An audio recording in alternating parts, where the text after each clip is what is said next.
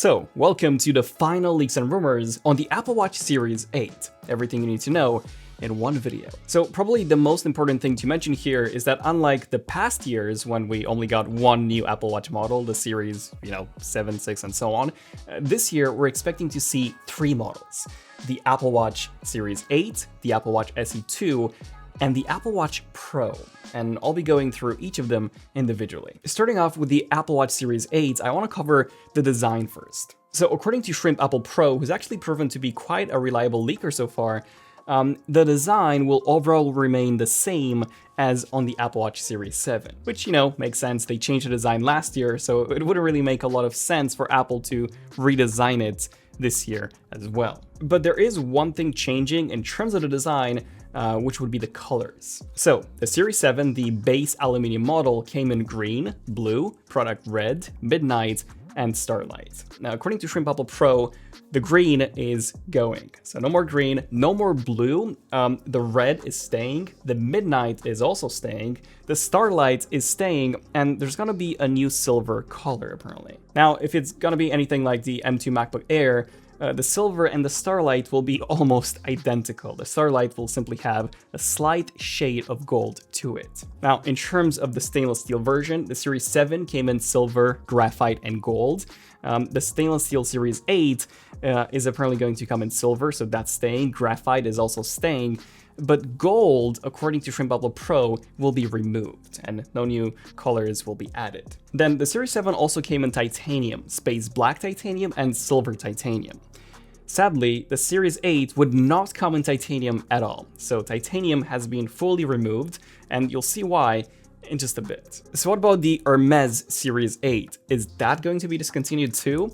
Well, my guess is that yes. I don't think it has enough sales, and the price is just way too high, so I just think that if they are discontinuing the titanium and they're removing color options from both stainless steel and aluminum, I think they're gonna rethink the lineup a bit. Okay, now when it comes to the specs, the Series 8 is said to come with the Apple S8 chip instead of the S7 that the Series 7 came with. This has been reported by Mark Gurman. However, the actual specs of the S8 chip are said to be the same as on the S7, which were the same as on the S6, which is a bit disappointing. This means that this is the third year where we won't actually see any chip upgrade. Like speed-wise, I do think that the Series 7 was more than fine. Like I never really had any lag on mine, but power efficiency-wise, I do think that it could be better. When it comes to the storage, this is expected to remain the same at 32 gigabytes. If you don't have a cellular model of the Apple Watch, then those 32 gigabytes of storage would definitely come in handy if you want to listen to songs with your AirPods outdoors. And that storage is also used for software updates. The Series 3 only had 8 gigabytes of onboard storage, reason why it struggled with software updates so badly, but that is actually finally getting discontinued with the release of the Series 8. So what about features? Are we getting anything new with the Apple Watch Series 8? Well, we are getting one major new feature, which is a new sensor, a temperature sensor. Now, the initial reports were saying that this would only be used for cycle tracking, but I do have some good news here. The latest reports are saying that we would be getting temperature alerts when it detects that your temperature is too high. And even though we did have some reports saying that it was not accurate enough, there's actually a new patent that has just come out that confirms that Apple has managed to achieve a decent level of reliability. It seems like their measurements are accurate enough. They're basically measuring the temperature, of course, of the skin on the outside, and then they're using algorithms to determine the body temperature on the inside. We don't really know if we'll get any sort of real-time temperature monitoring, probably not. Mark Gurman was saying that we would be getting fever detection alerts, so when it detects that you have a fever, you get an instant notification, which is useful. And we've also had reports that this new body temperature sensor would be able to help sleep tracking, so it might be able to show you a couple of more things, or simply improve the accuracy of your sleep tracking. And of course, on top of that, we also have a ton of watchOS 9 improvements, such as heart rate zones, updated sleep tracking with the ability to finally track stages, so REM core, deep, and awake, pill tracking, some new watch faces. We might also see some new exclusive watch faces for the Series 8. I wouldn't be surprised if that's the case. But yeah, that's mostly it in terms of the new features coming to the Series 8. In terms of the price, we haven't really had any leaks on it changing, so this is likely to remain the same at $399. That would be for the base aluminum model in the smallest size, so 41 millimeters. And then the 45 would be $429, and then $529 for the silver version of the 45 millimeter. Okay, the next Apple Watch, the second model, is the Apple Watch SE 2.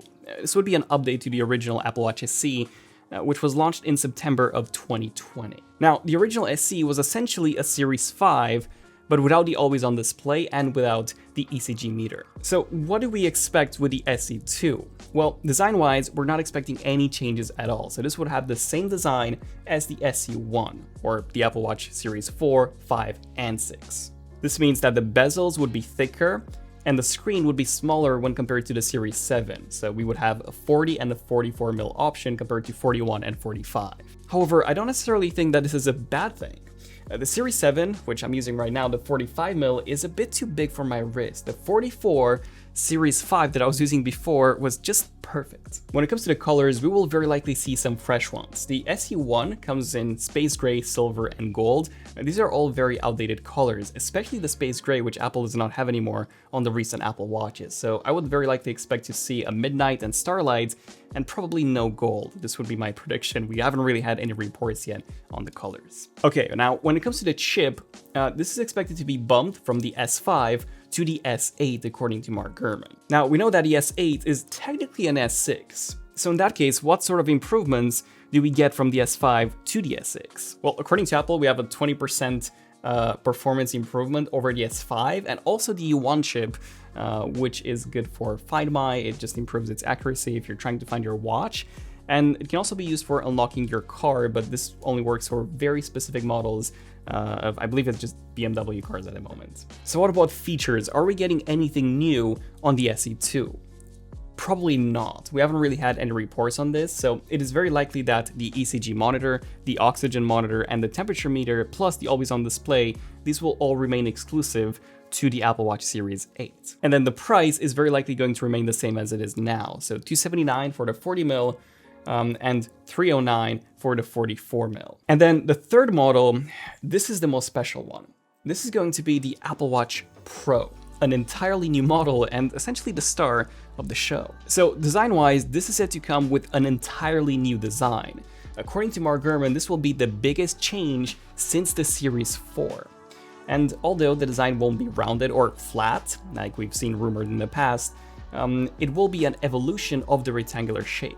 It is quite unclear as to how this could look like. It could have a Casio-style design, so layer design for extra durability. And that's because, remember how this watch was referred to as the rugged version in the past? Well, that's because it is also set to come with a more durable casing. One that is made out of titanium, and not just like the Series 7's titanium, but a reinforced version of it. The display is also set to be more shatter resistant than it is now. And speaking of the display, this is also set to be getting bigger at 2 inches compared to 1.9 on the 45mm Series 7. So that would be 7% larger. On top of that, the display is also getting a higher resolution of 410 by 502 pixels compared to 396 by 484 on the 45mm Series 7 and the Series 8, which means that we could likely see more complications on the screen and for fitness tracking and essentially more data overall. Maybe even some redesign and some new watch faces specifically made for this new Apple Watch Pro. And then the overall size of the watch would also be larger at 46 or 47 millimeters. My guess would be 46. According to Mark Gurman, it is actually quite a bit bigger than the Series 8. And because of that, it would only be suited for a small subset of customers. And in terms of the colors, titanium will be the only finish, and this will likely come in space black titanium and silver titanium, just like the Series 7 used to. In terms of the specs, we're going to have the same S8 chip as the Series 8, and likely the same storage, so nothing really different here. In terms of new features, I mentioned those new watch faces, which would likely be coming and will be exclusive to the Apple Watch Pro.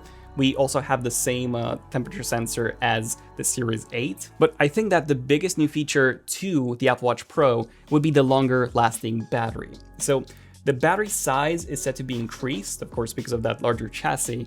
But on top of that, we're also set to be getting a new low power mode, which would allow you to get multiple days of usage out of your Apple Watch on a single charge. So the way the current power reserve mode works on the Apple Watch is that it disables everything aside from the time.